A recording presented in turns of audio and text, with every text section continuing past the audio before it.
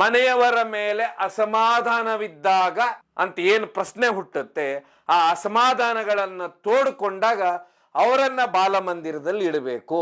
ಅದರ ನ್ಯಾಯಮಂಡಳಿಯವರು ಇರ್ತಾರೆ, ಅವರೆಲ್ಲ ಕೂತ್ಕೊಂಡ ನಂತರ ಅವನು ವಿಚಾರಣೆ ಮಾಡ್ತಾರೆ.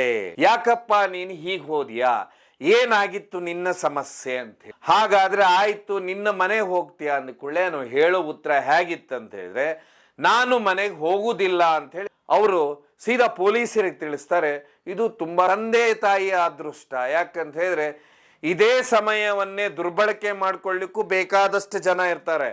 18 ವರ್ಷದ ಒಳಗೆ ಏನಾದರೂ ಬೇರೆ ಏನಾದರೂ ಅಪರಾಧ ಏನಾದರೂ ಮಾಡಿದ್ರಂತ ಹೇಳಿದ್ರೆ ಅವರನ್ನ ಏನು ಸದ್ಗುಣ ಶಾಲೆ ಅಂತಿರುತ್ತೆ, ಆ ಸದ್ಗುಣ ಶಾಲೆಯಲ್ಲಿ ಅವರನ್ನ ಒಂದು ಕಡೆ ಇಡ್ತಾರೆ. ಮಾನ್ಯ ವೀಕ್ಷಕರೇ, ಅಳಿದು ಉಳಿದವರು ಕಂಡಂತೆ ಸ್ವಾಗತ ಸುಸ್ವಾಗತ. ಸುದ್ದಿ ಸದ್ದು ಮಾಡಿತ್ತು, ಅದ್ಯಾವುದಂದ್ರೆ ದಿಗಂತ್ ನಾಪತ್ತೆ ಪ್ರಕರಣ. ಆ ಪ್ರಕರಣದಲ್ಲಿ ಅವರ ಮನೆಯವರು ಹೇಬಿಯಸ್ ಕಾರ್ಪಸ್ ಅರ್ಜಿಯನ್ನು ಹಾಕಿದ್ರು. ಪೊಲೀಸರು ನಮ್ಮ ಮಗನ್ನ ಕಾಣೆಯಾಗಿದ್ದಾನೆ, ಅವನನ್ನ ಹುಡುಕಿ ಕೊಡಬೇಕು. ಆ ಹೇಬಿಯಸ್ ಕಾರ್ಪಸ್ ಅರ್ಜಿ ಹೈಕೋರ್ಟ್ ಅಲ್ಲಿ ಹಾಕಿದ್ರು ಅವರು. ಹೀಗಾಗಿ ಹೈಕೋರ್ಟ್ ನಲ್ಲಿ ಇವತ್ತು ಅದರ ವಿಚಾರಣೆ ಇತ್ತು. ವಿಚಾರಣೆಯಲ್ಲಿ ಏನಂತ ಹೇಳಿದ್ರೆ ಹೈಕೋರ್ಟ್ ಹೇಳ್ತಂತ ಹೇಳಿದ್ರೆ 19ಕ್ಕೆ ನಾವು ಮುಂದೂಡುತ್ತೇವೆ. ಆದ್ರೆ ಅದಕ್ಕಿಂತ ಮೊದಲು ಆ ಅರ್ಜಿಯಲ್ಲಿ ಏನ್ ಹಾಕಿದ್ರು ಅಂತ ಹೇಳಿದ್ರೆ, ಈ ರೀತಿ ನಮ್ಮ ಮಗನಿಗೆ PUC ಸೆಕೆಂಡ್ ಇಯರ್ ಎಕ್ಸಾಮ್ ನಡೀತಾ ಇದೆ, ಹೀಗಾಗಿ ಹುಡುಕಿ ಕೊಡಬೇಕು, ನಮ್ಮ ಮನೆಗೆ ಕಳಿಸ್ಕೊಡ್ಬೇಕು ಅಂತ ಹೇಳಿ. ಆ ಅರ್ಜಿಯ ಪ್ರಕಾರ ಇವತ್ತು ವಿಚಾರಣೆ ಪ್ರಾರಂಭವಾಗುತ್ತೆ. ವಿಚಾರಣೆಯಲ್ಲಿ ಅದನ್ನು ಕೋರ್ಟ್ ಏನು ಹೇಳುತ್ತೆ ಅಂದ್ರೆ, ಹೈಕೋರ್ಟ್ ಏನು ಹೇಳುತ್ತೆ, ಈ ವಿಚಾರಣೆಯಲ್ಲಿ CWC ತೀರ್ಮಾನ ಮಾಡಬೇಕು ಅಂತ ಹೇಳಿದ್ರೆ, ಚೈಲ್ಡ್ ವೆಲ್ಫೇರ್ ಕಮಿಟಿ ಏನಿದೆ ಅದರ ನ್ಯಾಯಮಂಡಳಿ ಅಂತ ಹೇಳಿದ್ರೆ ಅಲ್ಲಿರುವಂಥ ಸದಸ್ಯರು ಇರ್ಬೋದು, ಅದರ ನ್ಯಾಯಮಂಡಳಿ ಏನಿದೆ ಅದು ತೀರ್ಮಾನ ತಗೊಳ್ಬೇಕು. ಆಗ ಅವರು ಮತ್ತೊಂದು ಹೇಳ್ತಾರೆ, ಇಲ್ಲ ಪರೀಕ್ಷೆ ನಡೀತಾ ಇದೆ, ಹೀಗಾಗಿ ದಯವಿಟ್ಟು ಅವನ್ನ ಮನೆಗೆ ಕಳಿಸ್ಬೇಕು ಅಂತ ಹೇಳಿ. ಆಗ ಪರೀಕ್ಷೆ ಅನ್ನೋದು ಇಲ್ಲಿ ಬಹುಮುಖ್ಯ ಅಲ್ಲ. ಯಾಕಂತ ಹೇಳಿದ್ರೆ ಇಲ್ಲಿ ಒಂದು ಹುಡುಗನ ಮನಸ್ಥಿತಿ ಆಗಿರೋದ್ರಿಂದ ಈಗ ನಾವು ಈ ವಿಚಾರಣೆಯನ್ನ ಏನು ಚೈಲ್ಡ್ ವೆಲ್ಫೇರ್ ಕಮಿಟಿ ಅವ್ರದ್ದು ತೀರ್ಮಾನ ಬಂದ ನಂತರನೇ ಈ ವಿಚಾರಣೆ ಪ್ರಾರಂಭವಾಗುತ್ತೆ ಅಂಥೇಳಿ ಇವತ್ತು ತೀರ್ಮಾನ ಇವತ್ತು ಹೇಳ್ತಾರೆ. ಈಗ ನಿಮಗೆ ಆಶ್ಚರ್ಯ ಅನಿಸ್ಬೋದು, ಏನಂತೇಳಿ, ಏನಪ್ಪ ಇದು, ಅವ್ರ ಮನೆಯವರು ಅವ್ರ ಹುಡುಗ ಬೇಕಂದ್ರೂ ನಮಗೆ ಕೊಡುದಿಲ್ಲ ಅಂತಾರೆ, ಸ್ವತಃ ಅವ್ರ ಮನೆಯವರೇ ಕೋರ್ಟಿಗೆ ಆ ಹೇಬಿಯಸ್ ಕಾರ್ಪಸ್ ಅರ್ಜಿ ಹಾಕ್ತಾರೆ. ಅದಾದ ಮೇಲೆ ಪರಂಗಿಪೇಟೆಯಲ್ಲಿ ದಿಗಂತ್ ಮಿಸ್ಸಿಂಗ್ ಆದ ದಿವಸ ಒಂದು ಪ್ರತಿಭಟನೆ ಮಾಡಿದ್ರು. ಇದೆಲ್ಲದಕ್ಕಿಂತ ವಿಶೇಷ ಅಂತ ಹೇಳಿದ್ರೆ ರಾಜ್ಯದಲ್ಲೇ ದೊಡ್ಡ ಮಟ್ಟದಲ್ಲಿ ಸುದ್ದಿ ಆಯಿತು. ಇದಾದ ಮೇಲೆ ಆ ಕ್ಷೇತ್ರದ ಏನು ಶಾಸಕರಿದ್ದಾರೆ, ಆ ಶಾಸಕರು ಇವತ್ತು ವಿಧಾನಸಭಾಧ್ಯಕ್ಷರಾಗಿರುವುದರಿಂದ ಅವರು ಸ್ವತಃ ತಮ್ಮ ಪೀಠದಲ್ಲಿ ಕೂತ್ಕೊಂಡು ಗೃಹ ಮಂತ್ರಿಗಳಿಗೆ ಕೇಳ್ತಾರೆ, ಈ ರೀತಿ ದಿಗಂತನ್ನು ಹುಡುಗ ಮಿಸ್ಸಿಂಗ್ ಆಗಿದ್ದಾನೆ, ಇದೆಲ್ಲ ಆಗಿದೆ ಅಂಥೇಳಿ. ಆಮೇಲೆ ಇದರ ಬಗ್ಗೆ ದೊಡ್ಡ ಮಟ್ಟದಲ್ಲಿ ಸುದ್ದಿ ಸದ್ದು ನಡೆಯುತ್ತೆ. ಗಾಂಜಾ ಮಾಫಿಯಾಗಿ ಸಿಕ್ಕಾಕೊಂಡಿದ್ದಾನೆ ದಿಗಂತ್, ಇಲ್ಲ ಮಂಗಳಮುಖಿಯರು ಎತ್ಕೊಂಡು ಹೋಗಿದ್ದಾರೆ ದಿಗಂತನ್ನ, ಇಲ್ಲ ಬೇರೆ ಬೇರೆ ಬೇರೆ, ಯಾಕಂದ್ರೆ ಈ ಭಾಗ ತುಂಬಾ ಸೂಕ್ಷ್ಮವಾದದ್ದು, ಹೀಗೆಲ್ಲ ಬರುತ್ತೆ. ಇಷ್ಟೆಲ್ಲ ದೊಡ್ಡ ಮಟ್ಟದ ಸಂಚಲನ ಸೃಷ್ಟಿಸಿದಂತ ಒಂದು ಹುಡುಗನ ವಿಷಯದಲ್ಲಿ ನಡೆದಿರುವಂತ ಹೋರಾಟ, ನಡೆದಿರುವಂತ ಚರ್ಚೆ. ಆದ್ರೆ ಇದೇ ಹುಡುಗನೇ ಅವನೇ ಸಿಗ್ತಾನೆ ಕೊನೆಗೆ. ಈ ಸಿಕ್ಕಿದ್ದೇ ವಿಶೇಷ. ಅದಾದ ಮೇಲೇನು ಈ ಸಮಸ್ಯೆ ಯಾಕೆ ಅಂತ ಹೇಳಿದ್ರೆ, ಪೊಲೀಸರ ಮಾಹಿತಿ ಪ್ರಕಾರ ನಾನು ಮನೆಗೆ ಹೋಗುವುದಿಲ್ಲ ಅನ್ನುವಂಥದ್ದು ಅವನು ಹೇಳಿಕೆಯನ್ನು. ಹಾಗಾದ್ರೆ ಇದು ಏನಾಯ್ತು ಈ ಕತೆ, ಯಾಕೆ ಈ ರೀತಿ ಮಕ್ಕಳ ಮನಸ್ಥಿತಿ? ತಂದೆ ತಾಯಿಗಳ ಸಂದರ್ಶನಗಳನ್ನು ನೀವೆಲ್ಲ ಚಾನಲ್ಗಳಲ್ಲಿ ಎಲ್ಲ ಮಾಧ್ಯಮಗಳಲ್ಲೂ ನೋಡಿರ್ತೀರಾ. ಹೇಳಿರ್ತಾರೆ, ಈ ರೀತಿ ನಮ್ಮ ಮಗ ಸಂಜೆ ಅವತ್ತು ಬಂದ, ಹಾಲ್ ಟಿಕೆಟ್ ತಗೊಂಡು ಬಂದ, ನಾನು ದೇವಸ್ಥಾನಕ್ಕೆ ಹೋಗಿ ಬರ್ತೇನಂದ. ನಾವು ಮೊನ್ನೆಯಾದರೂ ದೇವಸ್ಥಾನಕ್ಕೆ ಹೋಗಿ ಬಂದಿದೆಯಲ್ಲಪ್ಪ, ಯಾಕೆ ಇವತ್ತ್ಯಾಕೆ ಮತ್ತೆ ದೇವಸ್ಥಾನಕ್ಕೆ ಹೋಗ್ತೀಯಾ ಅಂತ ಹೇಳುದು.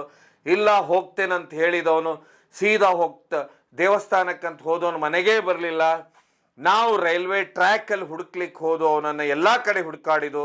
ಕೊನೆಗೆ ರೈಲ್ವೆ ಹಳಿ ಮೇಲೆ ಹುಡುಕಾಡಿದಾಗ ಏನು ಅವನ ಚಪ್ಪಲಿ ಬಿದ್ದಿತ್ತು, ಚಪ್ಪಲಿ ಮೇಲೆ ರಕ್ತದ ಕಲೆಗಳು ಬಿದ್ದಿದ್ದು ಅನ್ನುವಂಥದ್ದು ಒಂದು ಏನೊಂದು ಬರುತ್ತೆ. ಆ ಮಾತು ಬಂದ ಕೂಡಲೇ ಅವ್ರ ಮನೆಯವರು ತುಂಬ ದುಃಖಾಪ್ತರಾಗ್ತಾರೆ ಆ ಮಾತು ಹೇಳುವತ್ತಿಗೆ. ಯಾಕಂದರೆ ಇದು ಸಹಜ.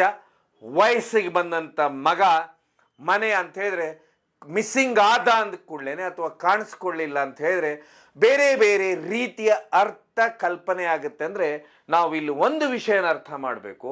ಇವತ್ತು ದಕ್ಷಿಣ ಕನ್ನಡ ಕರಾವಳಿ ಭಾಗದಲ್ಲಿ ತಂದೆ ತಾಯಿಗಳ ಮನಸ್ಥಿತಿ ಹೇಗಾಗಿದೆ, ಯಾಕಂದ್ರೆ ಅದ್ರ ಬಗ್ಗೆ ನೀವು ಚರ್ಚೆ ಊಹಾಪೋಹಗಳನ್ನ ಎಲ್ಲ ನೋಡಿರ್ತೀರ. ನೀವು ನಿಮ್ಗೆಲ್ಲ ನೋಡೋರ್ಗೆ ಅನ್ಸಿಬಿಟ್ಟಿರ್ತೀವಿ ಏನೋ ಆಗಿದೆ, ಯಾರೋ ಕರ್ಕೊಂಡು ಹೋಗ್ಬಿಟ್ಟಿರ್ತಾರೆ, ಏನೇನೋ ಆಗಿದೆ ಅನ್ನುವಂಥ ಒಂದು ಕಲ್ಪನಾ ಲೋಕಕ್ಕೆ ಹೋಗೋ ಥರನೇ ಪ್ರತಿಯೊಂದು ಆ ಸ್ಥಿತಿಯಲ್ಲಿ ನಡೆದು ಹೋಗ್ಬಿಡುತ್ತೆ ಪೂರ್ತಿ. ಎಲ್ಲ ಮನೆಯವರು ಆತಂಕ ಪಡಬೇಕು, ಆ ರೀತಿ ಮನಸ್ಥಿತಿ ಬಂದ್ಬಿಟ್ಟಿದೆ. ಆದರೆ ಅವನು ಯಾಕೆ ಹೋದ ಅನ್ನುವಂಥದ್ದು ಇಲ್ಲಿ ಯಾರು ಯೋಚನೆ ಮಾಡೋದಿಲ್ಲ ಅನ್ನೋದೇ ತುಂಬ ದುರಂತ. ಸರಿ, ಇದಾದ ಮೇಲೆ ನಿಮಗೆಲ್ಲ ಈಗಾಗಲೇ ಗೊತ್ತು, ಈ ಹುಡುಗ ಆವತ್ತು ರಾತ್ರಿ ಮಿಸ್ಸಿಂಗ್ ಆದ ನಂತರ ನೀವು ಬೇರೆ ಬೇರೆಯವರು ನೂರಾರು ಕಲ್ಪನೆಗಳ ಯೋಚನೆ ಮಾಡಿರ್ತೀರ.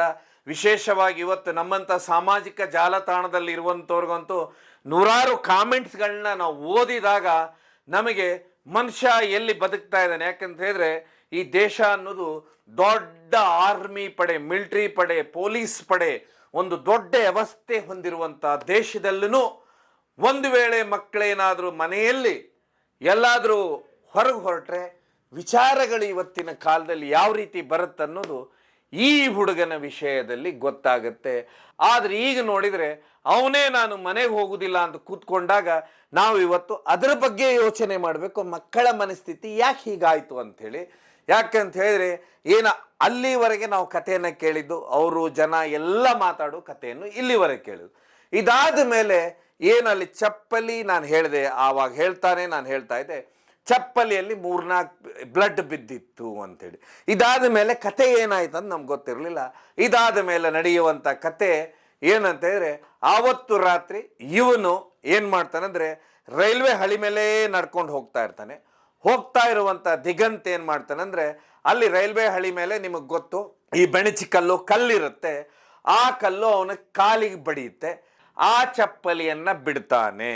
ಆಮೇಲೆ ಈ ಮತ್ತೊಂದು ಸುದ್ದಿ ಬರೋ ಪ್ರಕಾರ ಅವನು ಬ್ಯಾಗನ್ನು ಹಿಡ್ಕೊಂಡಿದ್ದ, ಅದರಲ್ಲಿ ಅವನ ಹತ್ರ ಶೂಸ್ ಇತ್ತು ಮತ್ತೆ ಟೀ ಶರ್ಟ್ಗಳಿದ್ದು ಅನ್ನುವಂಥ ಸುದ್ದಿ ಬರುತ್ತೆ. ಹೀಗಾಗಿ ಆ ಚಪ್ಪಲಿಯನ್ನ ಬಿಟ್ಟಂತವನು ಶೂಗಳನ್ನು ಹಾಕ್ಕೊಳ್ತಾನೆ. ಶೂ ಹಾಕ್ಕೊಂಡ ನಂತರ ಅವನೇನು ಮಾಡ್ತಾನಂದ್ರೆ ಅದೇ ರೂಟು ಪರಂಗಿಪೇಟೆ, ಅದು ಮುಂದೆ ಹೀಗೇ ನಡ್ಕೊಂಡು ಹೋದ್ರೆ ಅರ್ಕುಳ ಅನ್ನುವಂಥದ್ದು ಊರು ಬರುತ್ತೆ. ಅರ್ಕುಳದಲ್ಲಿ ರೋಡಿ ಬಂದಂಥವನು ಬೈಕಲ್ಲಿ ಅವನು ಏನು ಮಂಗಳೂರಿನ ಪ್ರೈವೇಟ್ ಬಸ್ ಸ್ಟ್ಯಾಂಡ್ ಇದೆ ಅಲ್ಲಿ ಬರ್ತಾನೆ, ಅಂದ್ರೆ ಸ್ಟೇಟ್ ಬ್ಯಾಂಕ್ ಹತ್ರ ಬರ್ತಾನೆ.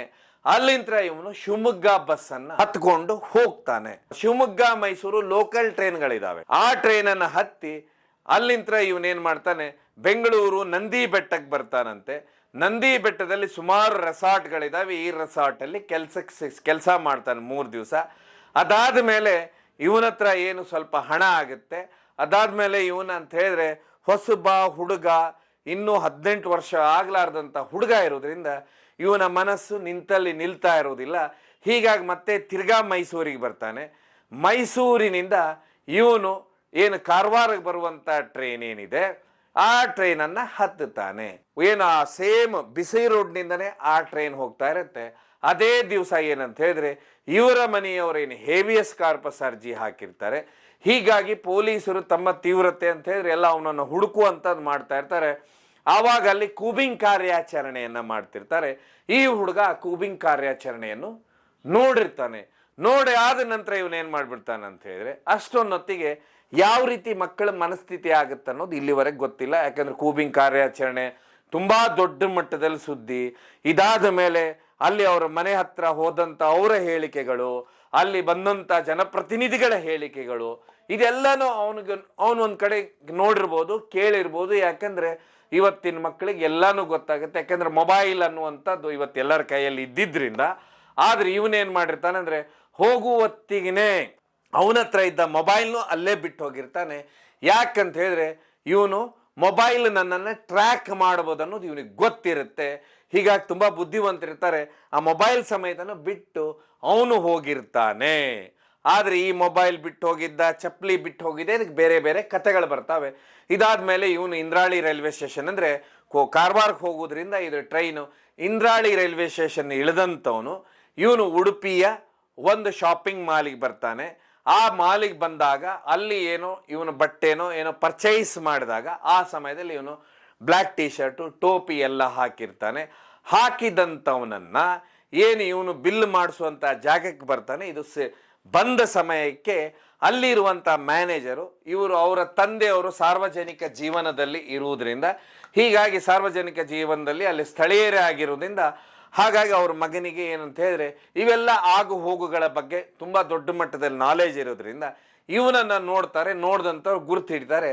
ಗುರ್ತು ಹಿಡಿದ ನಂತರ ಅವ್ರೇನು ಮಾಡ್ತಾರೆ ಅಂದರೆ ತಾಯಿಯವರ ನಂಬರ್ ತಗೊಂಡು ಅವನಿಗೆ ಹೇಳ್ತಾರೆ, ತಾಯಿ ಹತ್ರ ಮಾತಾಡಿಸ್ತಾರೆ ಮೊದಲಿಗೆ. ಯಾಕಂತ ಹೇಳಿದ್ರೆ ಯಾರೇ ಹುಡುಗ ಸಿಕ್ತಂದ್ರು ಮೊದಲು ಮನೆಯವರ ಆತಂಕ ಕಮ್ಮಿ ಆಗಬೇಕು, ಅಲ್ಲಿಗೆ ಅವ್ರಿಗೆ ಸಮಾಧಾನ ಆಗುತ್ತನ್ನುವಂಥ ಒಂದು ಒಳ್ಳೆಯ ದೃಷ್ಟಿಯಿಂದ ಅವ್ರು ಏನು ಮಾಡ್ತಾರೆ, ತಂದೆ ತಾಯಿಗೆ ಫಸ್ಟ್ ತಾಯಿಗೆ ಫೋನ್ ಮಾಡಿಸ್ತಾರೆ. ಯಾಕೆಂದರೆ ಮನೆಯಲ್ಲಿ ಗಂಡು ಮಕ್ಕಳಿದ್ದಾಗ ಹೆಚ್ಚು ಅಟ್ಯಾಚ್ಮೆಂಟ್ ಇರುವುದೇ ತಾಯಿ ಒಟ್ಟಿಗೆ. ಇದು ಎಲ್ಲರ ಮನೆಯಲ್ಲಿ ಇರುವಂಥದ್ದು, ಇದೊಂದು ವಿಶೇಷ. ಹೀಗಾಗಿ ತಾಯಿಗೆ ಫೋನ್ ಮಾಡಿಸಿದ ನಂತರ ಆ ಫೋನನ್ನು ತಾಯಿಗೆ ಫೋನ್ ಮಾಡಿಸಿದ ನಂತರ ಅವನನ್ನು ಪೊಲೀಸರಿಗೆ ತಿಳಿಸ್ತಾರೆ. ಯಾಕಂದ್ರೆ ಅವ್ರಿಗೆ ಗೊತ್ತಿರುತ್ತೆ ಸಾರ್ವಜನಿಕ ಜೀವನದಲ್ಲಿ ಇರುವವರ ಮಗ ಆಗಿರೋದ್ರಿಂದ ಅವನು ಇದರ ಪರಿಸ್ಥಿತಿಯ ಒತ್ತಡ ತೀವ್ರತೆ ಎಲ್ಲ ಗೊತ್ತಿರುತ್ತೆ. ಅವರು ಸೀದಾ ಪೊಲೀಸರಿಗೆ ತಿಳಿಸ್ತಾರೆ. ಇದು ತುಂಬ ತಂದೆ ತಾಯಿಯ ಅದೃಷ್ಟ. ಯಾಕಂತ ಹೇಳಿದ್ರೆ ಇದೇ ಸಮಯವನ್ನೇ ದುರ್ಬಳಕೆ ಮಾಡ್ಕೊಳ್ಳಿಕ್ಕೂ ಬೇಕಾದಷ್ಟು ಜನ ಇರ್ತಾರೆ. ಪುಣ್ಯಾತ್ಮ ಕೈಯಲ್ಲಿ ಹುಡುಗ ಸಿಕ್ಕಲ್ಲ, ಅದೊಂದು ಒಳ್ಳೇದು. ಅದೆಲ್ಲದಕ್ಕಿಂತ ವಿಶೇಷವಾಗಿ ಅವ್ರ ತಂದೆ ತಾಯಿಯ ಪುಣ್ಯದ ಫಲ ಅನ್ಬೇಕು ಆ ಹುಡುಗ ಅಷ್ಟು ಸರಳವಾಗಿ ಸಿಕ್ಕಿದ್ದು. ಅದಾದ ನಂತರ ಪೊಲೀಸರು ಏನ್ ಮಾಡ್ತಾರೆ ಅಂದ್ರೆ ನೇರವಾಗಿ SP ಕಚೇರಿ ಕರ್ಕೊಂಡು ಬರ್ತಾರೆ. ಕಚೇರಿ ಕರ್ಕೊಂಡು ಬರುವತ್ತಿಗೆ ಇಲ್ಲೇನ್ ಮಾಡ್ಬೇಕಾಗತ್ತಂದ್ರೆ ಅವನನ್ನ ನೇರವಾಗಿ ವಿಚಾರಣೆ ಮಾಡ್ಲಿಕ್ಕೆ ಬರುದಿಲ್ಲ. ಯಾಕಂತ ಹೇಳಿದ್ರೆ ಜೂನಿಯರ್ ಆಗಿರೋದ್ರಿಂದ, ಅಂದ್ರೆ 18 ವರ್ಷದ ಕೆಳಗಿನವನಾಗಿರೋದ್ರಿಂದ ಅಲ್ಲಿ ಚೈಲ್ಡ್ ವೆಲ್ಫೇರ್ ಕಮಿಟಿ ಅವರನ್ನ ಕರೆಸಬೇಕಾಗತ್ತೆ. ಹೀಗಾಗಿ ಚೈಲ್ಡ್ ವೆಲ್ಫೇರ್ ಕಮಿಟಿ ಅವರು ಬರ್ತಾರೆ, ಅದರ ನ್ಯಾಯಮಂಡಳಿಯವರು ಇರ್ತಾರೆ. ಅವರೆಲ್ಲ ಕೂತ್ಕೊಂಡ ನಂತರ ಅವನು ವಿಚಾರಣೆ ಮಾಡ್ತಾರೆ. ಯಾಕಪ್ಪ ನೀನು ಹೀಗೆ ಹೋದ್ಯಾ, ಏನಾಗಿತ್ತು ನಿನ್ನ ಸಮಸ್ಯೆ ಅಂತ. ಹಾಗಾದ್ರೆ ಆಯ್ತು, ನಿನ್ನ ಮನೆಗೆ ಹೋಗ್ತೀಯಾ ಅಂದ್ಕೊಳ್ಳೆ ನಾವು ಹೇಳೋ ಉತ್ತರ ಹೇಗಿತ್ತಂತ ಹೇಳಿದ್ರೆ, ನಾನು ಮನೆಗೆ ಹೋಗುವುದಿಲ್ಲ ಅಂತ ಹೇಳಿ ಉತ್ತರ ಹೇಳ್ತಾನೆ. ಈಗಾಗ್ಲೇನೆ ನೀವು ಪೊಲೀಸರ ಸಂದರ್ಶನಗಳಲ್ಲೂ ಇದನ್ನ ಕೇಳಿರ್ತೀರ. ಈಗಾಗ್ಲೇನೆ ಈ ಸುದ್ದಿ ದೊಡ್ಡ ಮಟ್ಟದಲ್ಲಿದೆ. ಯಾಕಂತ ಹೇಳಿದ್ರೆ ಈ ಸುದ್ದಿ ಈಗಾಗ್ಲೇನೆ ದೊಡ್ಡ ಮಟ್ಟದಲ್ಲಿ ಹರಡಿದೆ. ನಾನು ಮನೆಗೆ ಹೋಗುವುದಿಲ್ಲ ಅನ್ನುವಂಥದ್ದು ಹೇಳಿಬಿಡಿ. ಯಾವ್ದು ಅವನು ಮನೆಗೆ ಹೋಗ್ತೇನೆ ಅಂದು ಬಿಟ್ಟಿದ್ರೆ ಅಲ್ಲಿಗೆ ಅದು ಸಮಸ್ಯೆನೇ ಇರ್ತಿರ್ಲಿಲ್ಲ. ಈಗ ಇಲ್ಲಿಗೆ ಏನಂದ್ರೆ ಒಂದು ಪ್ರಶ್ನೆಗೆ ಒಂದು ಉತ್ತರ ಆಗುತ್ತೆ. ಇವನು ಮನೆ ಬಿಟ್ಟು ಹೋಗಿದ್ದ, ಯಾಕೆ ಹೋಗಿದ್ದ ಅನ್ನುವಂಥದ್ದು ಈಗ 10 ಕಡೆ ಚಲಿಸುತ್ತೆ. ಆದ್ರೆ ಅದರಲ್ಲಿ ಒಂದು ಅಂತ ಹೇಳಿದ್ರೆ ಸಾಮಾನ್ಯವಾಗಿ ಬರುವಂಥದ್ದು PUC ಸೆಕೆಂಡ್ ಇಯರ್ ಎಕ್ಸಾಮ್ ಇರೋದ್ರಿಂದ ಎಕ್ಸಾಮ್ನ ನಾನು ಸರಿಯಾಗಿ ಕೊಡ್ತೇನೋ ಇಲ್ಲೋ ಅನ್ನುವಂಥದ್ದು ಅವನ ಭಯ, ಅವನಿಗೇನಾದರೂ ಹೆದರಿಕೆ ಇರ್ಬೋದು. ಯಾಕಂತ ಹೇಳಿದ್ರೆ 10th ಸ್ಟ್ಯಾಂಡರ್ಡಲ್ಲಿ ಈ ಹುಡುಗ 80ರಷ್ಟು ತಗೊಂಡಿದ್ದಂತೆ. ಅದಾದ್ಮೇಲೆ ನಿಮ್ಗೆ ಗೊತ್ತು, ಬೇರೆ ಜಾಗದಲ್ಲಿ ಕಾಲೇಜ್ಗಳಿರ್ತವೆ. ಕಾಲೇಜ್ ಆದ ನಂತರ ಅಲ್ಲಿ ಮತ್ತೆ ಎಜುಕೇಷನ್ ಸಿಸ್ಟಮ್ ಚೇಂಜ್ ಆಗಿರುತ್ತೆ. ಇದೆಲ್ಲಕ್ಕಿಂತ ಹೆಚ್ಚಾಗಿ ಇತ್ತೀಚೆಗೆ ಮೊಬೈಲ್ ಅನ್ನೋದು ಬಂದ ನಂತರ ಇದು ದೊಡ್ಡ ಮಟ್ಟದಲ್ಲಿ ಮಕ್ಕಳ ಎಜುಕೇಷನ್ಗೆ ದೊಡ್ಡ ಮಟ್ಟದ ಡಿಸ್ಟರ್ಬ್ ಮಾಡುತ್ತೆ ಅನ್ಬೋದು. ಇಲ್ಲ ಮನೆಯವರು ಅಥವಾ ಹೊರಗಿನವರು ಬೇರೆ ಬೇರೆ ಕಡೆಯಿಂದ ಒತ್ತಡನೂ ಇರುತ್ತೆ, ಇಷ್ಟೆಲ್ಲ ಪರ್ಸೆಂಟೇಜ್ ತಗೋಬೇಕಂತೇಳಿ.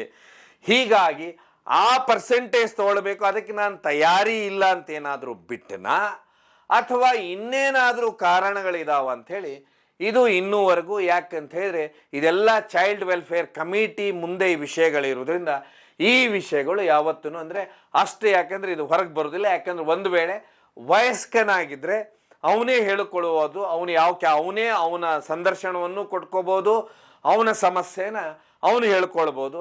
ಆದರೆ ಇಲ್ಲಿ ಆ ರೀತಿ ಆಗುವುದಿಲ್ಲ.